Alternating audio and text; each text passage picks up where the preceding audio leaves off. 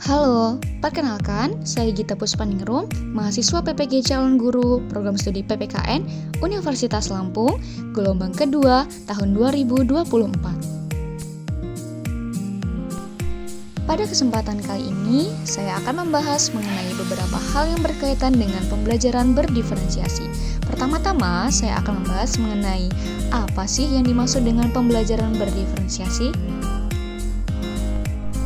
Oke, jadi yang dimaksud dengan pembelajaran berdiferensiasi adalah sebuah pendekatan dalam proses belajar mengajar yang menyesuaikan strategi dan metode berdasarkan dengan perbedaan kemampuan, minat, dan gaya belajar dari peserta didik.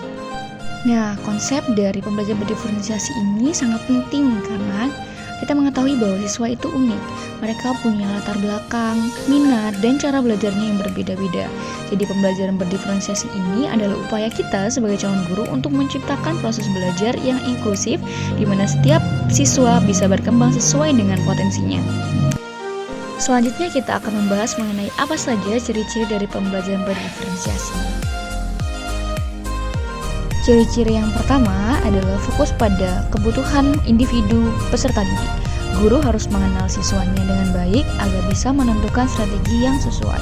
Kemudian yang kedua, fleksibel dalam pengajaran, di mana guru mungkin akan menggunakan berbagai metode seperti pembelajaran berbasis proyek, diskusi kelompok, atau tugas individu agar semua siswa bisa berpartisipasi dengan cara yang sesuai dengan kemampuan mereka. Dan yang ketiga adalah evaluasi yang bervariasi. Tidak semua siswa bisa dinilai dengan cara yang sama. Pembelajaran berdiferensiasi mendorong penggunaan keberagaman bentuk penilaian seperti tes tertulis, presentasi, ataupun portofolio. Selanjutnya, saya akan membahas mengenai hal-hal yang harus dilakukan sebelum menerapkan pembelajaran berdiferensiasi. Yang pertama adalah diagnosa awal. Guru perlu untuk mengidentifikasi kemampuan, minat, dan kebutuhan belajar dari peserta didiknya. Ini bisa dilakukan dengan melakukan observasi, wawancara, ataupun tes diagnostik. Lalu yang kedua adalah perencanaan yang matang. Guru harus menyiapkan materi, metode, dan penilaian yang beragam agar bisa menyesuaikan dengan perbedaan dari peserta didik.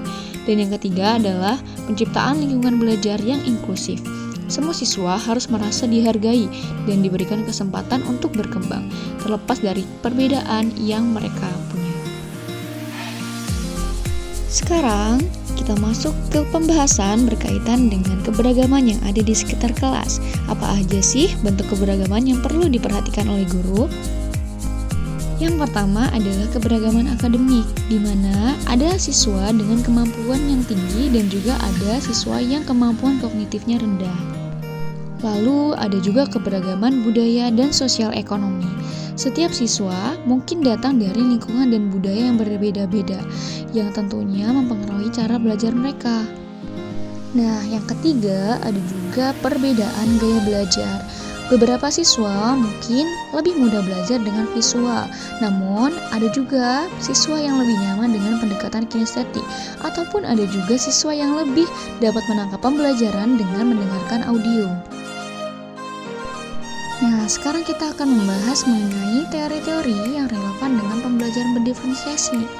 Pastinya pembelajaran berdiferensiasi itu punya dasar teorinya. Nah, apa aja sih teori yang relevan? Yang pertama adalah teori kecerdasan majemuk dari Howard Gardner. Teori ini menyebutkan bahwa setiap individu punya berbagai jenis kecerdasan, seperti kecerdasan linguistik, logika matematis, dan interpersonal. Lalu yang kedua ada teori zona perkembangan proksimal dari Lev Vygotsky. Menurut teori ini, siswa belajar paling efektif ketika mereka dibimbing sedikit di atas tingkat kemampuan mereka saat ini. Yang ketiga ada teori gaya belajar dari David Kolb yang membagi siswa berdasarkan cara mereka memproses informasi. Ada yang suka dengan pengalaman konkret dan ada yang lebih suka dengan refleksi. Dan yang keempat adalah teori Tomlinson. Menurut Carol Ann Tomlinson, pembelajaran berdiferensiasi adalah upaya untuk menyesuaikan proses pembelajaran di kelas agar memenuhi kebutuhan belajar masing-masing dari siswa. Oke, jadi dapat disimpulkan bahwasanya setiap peserta didik itu berbeda-beda dan sebagai guru kita harus bisa menyesuaikan pendekatan agar semua peserta didik punya kesempatan untuk berkembang. Pembelajaran berdiferensiasi bukan berarti setiap siswa mendapatkan perlakuan yang sama, tapi setiap siswa mendapatkan apa yang mereka butuhkan untuk sukses. Terima kasih sudah mendengarkan penjelasan dari saya. Semoga bermanfaat, terutama bagi kita sebagai calon pendidik. Sampai jumpa di lain kesempatan. Selamat belajar dan terus berinovasi. Sampai jumpa.